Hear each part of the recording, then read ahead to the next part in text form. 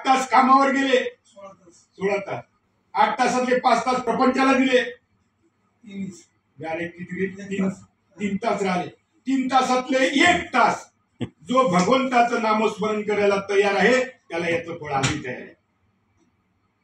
आणि आम्ही एवढं ठासून का सांगतो, तुम्ही 1 तास काही बसत नाही म्हणून आम्ही ठासून सांगतो. आणि जो कोणी बसायला तयार असेल त्याला आज याचं फळ तयार आहे. काही कोणी मायकाला हेच बोलतात, फक्त जीवनातला 1 तास भगवंताचं नामस्मरण आणि याची प्राप्ती तयार आहे. ऑन दी स्पॉट, उधारीचं काम नाही. 1 तास द्यावं लागेल. ते म्हणतो 1 तास नको रे बाबा, आपला टाइम नाही. मग रुक जा जरा सा पगले, दौड़ रहा दिन रात, भक्ति के धुन में लग जा तो कुछ बनेगी बात.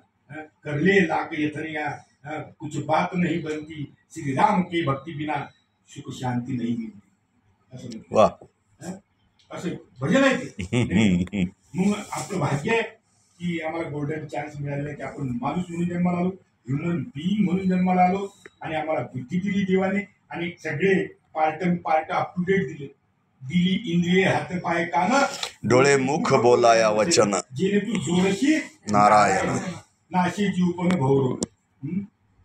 की आम्हाला हात पाय कान नाक डोळे दिले, देवाला देवाशी संबंध जोडण्यासाठी दिले. मग सांगा, एवढा जर आपल्याला एवढा मोठा इतका चांगला देह दिलाय देवानी, मग त्याचा जर देवाशी संबंध जोडता येतो मग का जोडू नये. बरं झालं तुम्ही जोडलाय, नाही का. तुका म्हणे मग घडू त्यांची सेवा, तरी माझ्या दैवा पार नाही, नाही का. परंतु हा जोडला पाहिजे आणि आपल्या जन्माचं सार्थक केलं पाहिजे. मग तुम्ही जीवनात काय कमवलं त्याला काही किंमत नाही, काय कमवलं त्याला काही किंमत नाही. याचा तुम्ही परमार्थ काय केला, भक्ती काय केली, त्याच्यासाठी किती देह झिजवला ते महत्वाचं.